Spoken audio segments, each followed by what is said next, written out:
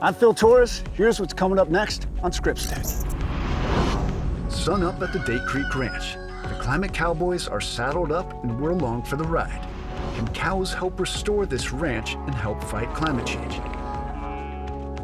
I care about bringing the land back. It's beautiful land out there. Yes. And it's family land. Yeah, you can tell I feel emotion about it. Then it's a bionic bodysuit straight out of a superhero film. Coming up, meet the two courageous women with a singular dream. See how they use technology to defy their disabilities. Our Rita Davison is there for a high-tech miracle. This is Scripps Tech, a show about science by scientists. We're going to explore the intersection of hardware and humanity in a unique way.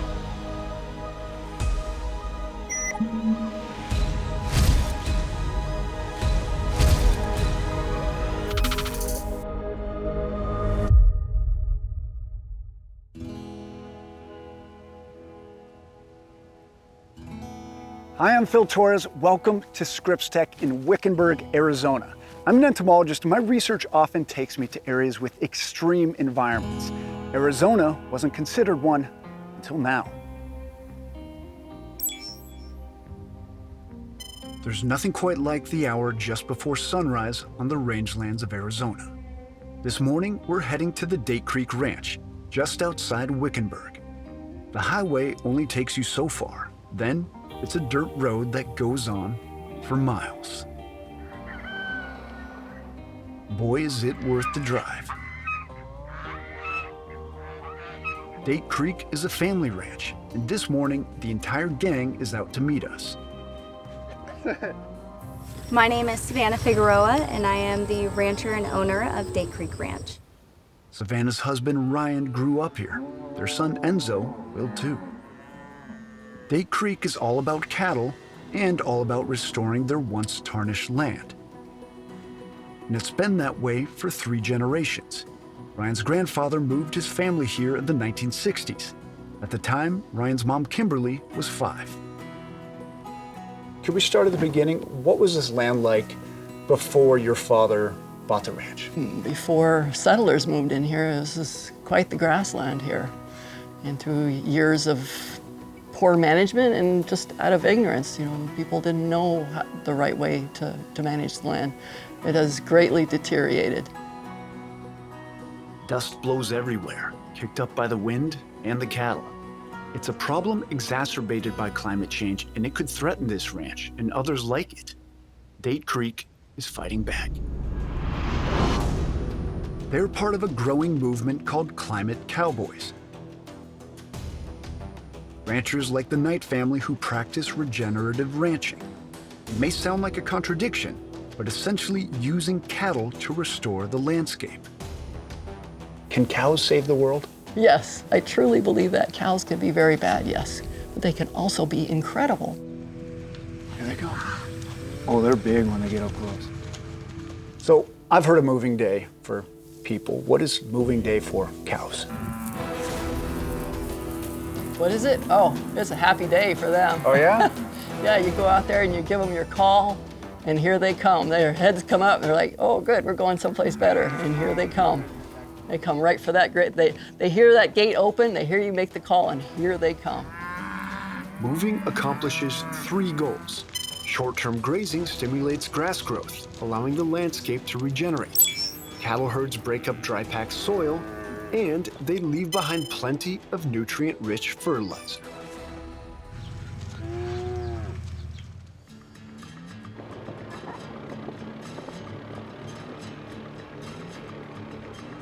Date Creek Ranch comprises about 38,000 acres. The best way to see them is on 4 wheels. Kimberly let us hop on her rig. We headed up the riverbed. It started out bone dry. This is habitat right here. But that would soon change.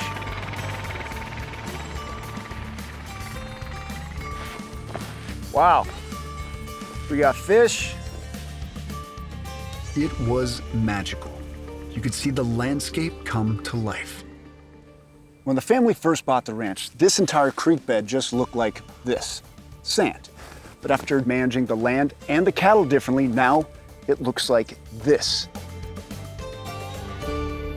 When Dad took over, he just changed the way he was doing things. He started only putting the cows out there in the wintertime. And just by doing that, that changed the way the creek looked, and all this vegetation came in. You see cattle as a tool. Yes. A tool to do what?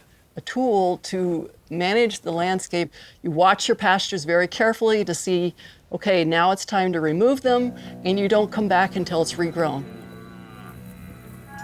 The Santa Rita Experimental Range is an amazing place. Beautiful, rich in habitat, and perhaps the best proof regenerative ranching works. So the Santa Rita Experimental Range is sort of a celebrity among research stations. They just put tons of animals on a landscape and let them eat everything and just decimate landscapes. Dateline, the American Midwest, 1935. The Dust Bowl is now a part of America's painful past.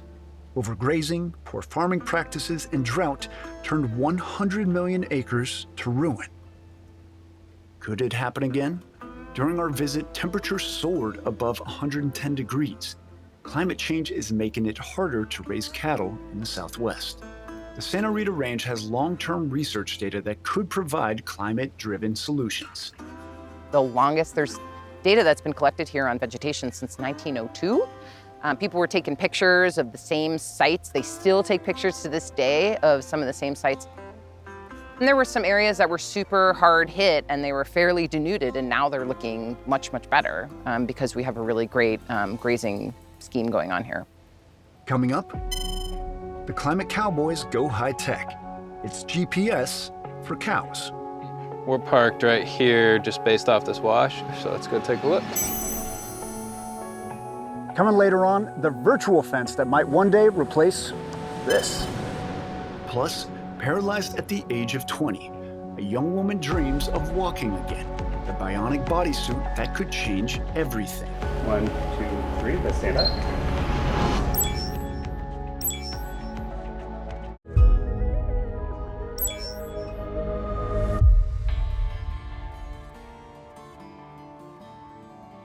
This is Arizona's Santa Rita Experimental Range, just outside of Tucson. It is the epicenter of cattle and climate studies in the Southwest and has been since 1902.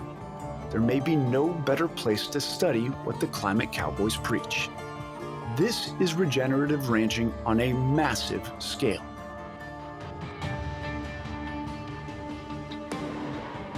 We're looking at 50,000 acres out there, so finding a few cows won't be easy. But this morning we're testing out a high-tech solution that could bring us right to the herd. So right now I'm looking at Herd Manager app on the phone, and you can see we're parked right here just based off this wash. And there's a handful of maybe 10 or 15 cows that are kind of laying that around this wash here. Let's go take a look. The best way to think about the way that this technology works is it's almost like a Find My Phone. Certain cows in the herd are given electronic collars. Within each one of these collars is a GPS locator. And so that provides the spatial data, and that information is broadcast out on the communication network once every 15 minutes. And in fact, the signal takes us right to these guys, hanging out under some shady trees. The cows are Red Angus, and they're large and beautiful. You can see the GPS collar around the cow's neck. That collar is also used to rotate the herd, the key component of regenerative ranching. So a lot of people are familiar with the idea of an invisible fence for dogs, and in a way it's a similar concept.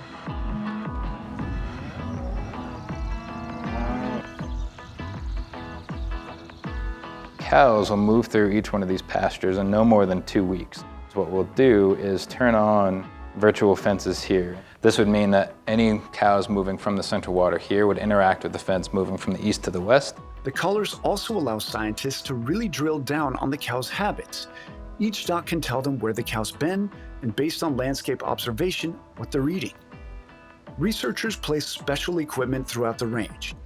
This box is for tracking the cows. Another measures the intake of CO2. These measurements are critical to determine the impact of cattle on a landscape. These graphs show the uptick in carbon sequestered in the Santa Ritas. The more plant mass on and in the ground, the more carbon captured.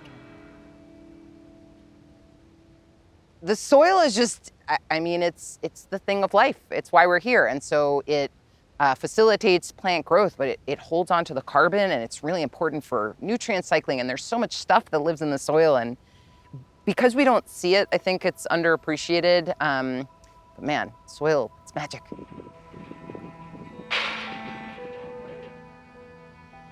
Back at the Date Creek Ranch, they're dealing with the reality of climate change.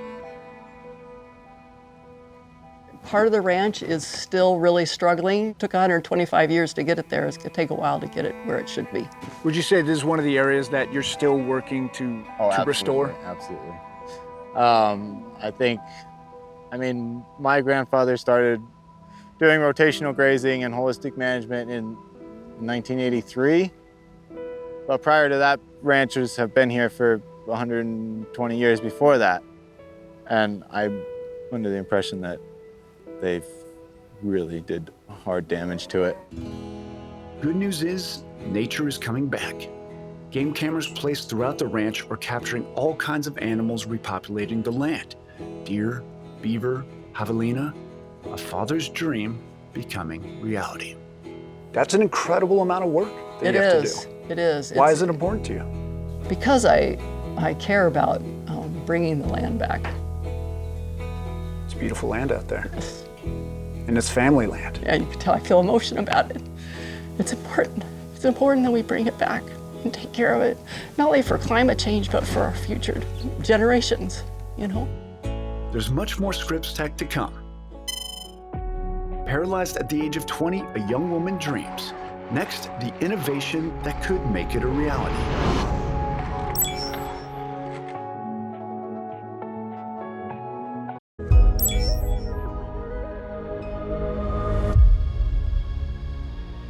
Welcome back to Scripps Tech.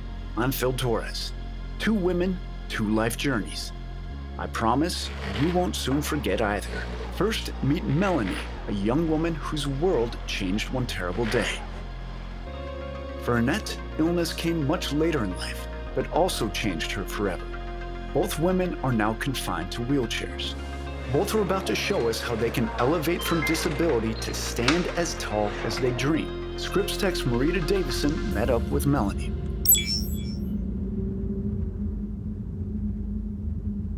I'm driving here with my hand control that helps me drive my car and steer my car around. And I also have my wheelchair here. Well, I was paralyzed at the age of 20. Back in August 10th of 2008, I was diagnosed with transverse myelitis, kind of swelling in the spinal cord. I did extensive rehab, and I thought if I do all of this rehab, I'm going to be coming out walking out of here. Yeah. But that wasn't the case. When I was alone and I couldn't get up to go to my bathroom, that's where it set in, like, this is going to be a lifelong journey. Her wheelchair always travels in the passenger seat of her car. It takes her a few minutes to assemble it and report to work as an ambassador program specialist at Exo Bionics in San Rafael, California. Once inside, she said she becomes a superhero of sorts. Here, with the help of clinician Mike Glover, she suits up with a high-tech bionic exoskeleton that takes a page right out of Marvel's Iron Man movies.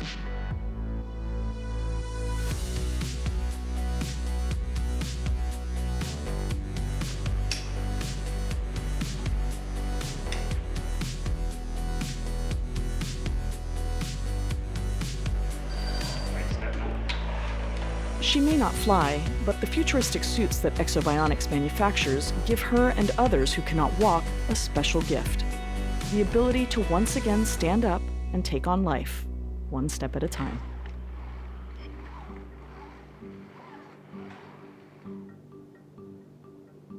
Melanie became an Exo ambassador, working with staff to test and fine-tune the various devices. And when she's up and out of her wheelchair, That time is priceless to her. We're having a nice, standing up chat. It's working in a sense. It's For sure. You don't seem like you're in discomfort at all. No, not at all. And I love that I get to look at someone in their eyes and have a conversation as we are now, versus sitting and looking up people's noses, and that's not always great. Even with my paralysis being over 10 plus years, anytime I get in the device always feels great, whether mentally or physically.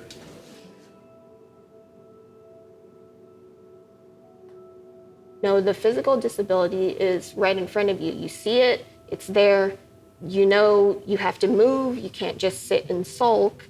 But the mental side of it is what's always harder to accept. As in, can I accept not being able to walk again?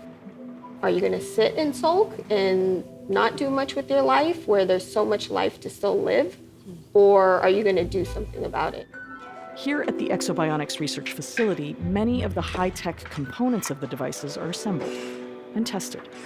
Catherine Strasser is the lead tech of medical devices. This is an exoskeleton, much like you would see in nature on, a grasshopper or a lobster, something like that, that has a protective outer shell that's helping provide support and everything, as opposed to our skeletons, which are normally on the inside of our body.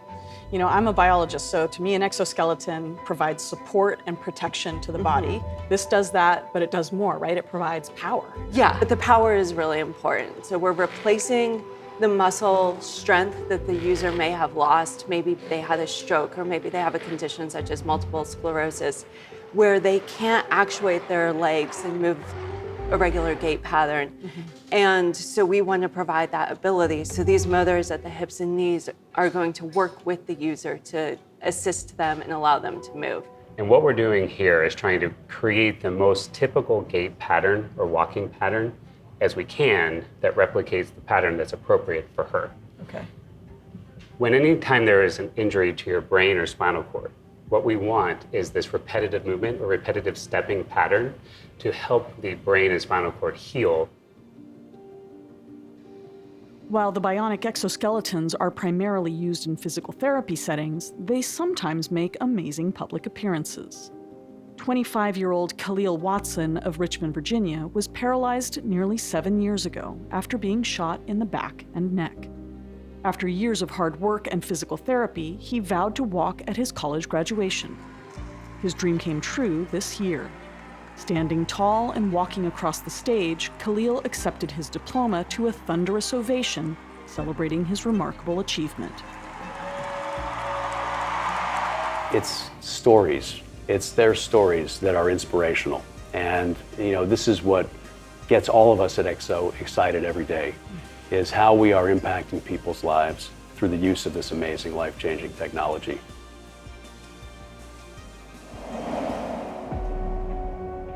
Coming up, confined to a wheelchair, she has a dream. Are we ready? Okay, so it's gonna bring you forward, and then on 3 beeps, you're gonna stand, okay? Walking hand in hand with her husband once more. And it's a very, very special moment that I will never forget. When Scripps Tech returns.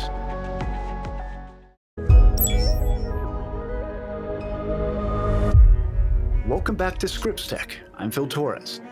Annette Hogan was a successful, active businesswoman. Then she received a diagnosis that would change everything.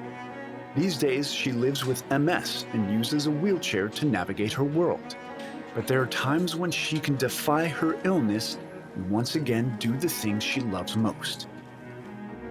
Just being up and walking, as you just saw, is an unbelievable feeling. And it really has changed my outlook on life, yeah? That, oh my gosh, here I can walk again. I never thought I would do this again, even if it is with a machine or with the help of a therapist. See, I'm upright and I'm walking. And has changed my life in so many ways. So dedicated to walking for just 45 minutes each week, Annette endures a 4-hour round-trip car ride from her home to the facility where she meets up with her physical therapist, George Kopilov. He fine-tunes this high-tech device to get it ready for Annette's walk. So these are This is the chest component, so it keeps them, helps them to stay upright. And this is the shoulder strap component. Are we ready? Mm-hmm. Okay, so it's gonna bring you forward, and then on 3 beeps, you're gonna stand, okay? Okay, and up we go. Okay. Perfect, that looks great. I feel tall again because I am very tall. I feel fantastic, you know. See, when you have a disease like mine, you never expect to walk again or to stand again. So it's an unbelievable feeling, and you will hear that word unbelievable a lot today. Here's a home video of what many of us take for granted: buying a snack in the cafeteria, or walking hand in hand with Michael, her husband of 22 years. And it's a very, very special moment that I will never forget, because we never thought that we could just walk next to each other and hold hands. Maybe this is what this disease teaches you. I have not been any different before this all happened. I took it all for granted. Yeah, and now life has changed. I think that the Exo Bionics, it can really help people like me to enjoy life on a very different level. 2 examples of how innovation can help solve extreme challenges: bionic bodysuits and climate change, carbon capture, and cattle. Thanks to the Date Creek Ranch family for showing us how they do it. Makes you think that each small part can really add up to a big change. I'm Phil Torres. We'll see you next time on Scripps Tech. Let's go.